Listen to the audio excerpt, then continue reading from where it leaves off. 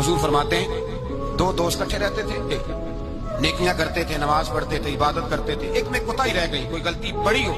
अब एक जन्नत में, दूसरा जहन्नम में। अब वो जब जन्नत में दाखिल हुआ तो अर्ज करता है या अल्लाह मेरे दोस्त को भी बुलाओ। फरिश्ता कहता है कि वो तो जहन्नम में है। जहन्नम में ये लफ्ज मौजूद है। इतने खूबसूरत दोस्त भी होते हैं, इस तरह के भी यराने होंगे, ये भी उन्वान होगा, कयामत में ये रंग भी महकेगा।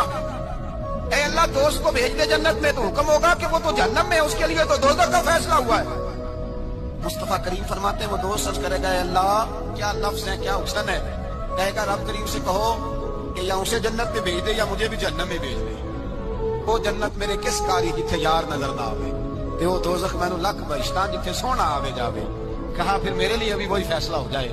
मेरे मुस्तफा करीम फरमाते हैं रब फरमाएगा तू मेरे बंदे से इतना प्यार करता है तो मैं तो कहीं बढ़ के अपने बंदों से प्यार करता हूं। जाओ इसके दोस्त के कहने पर इसे जन्नत दे।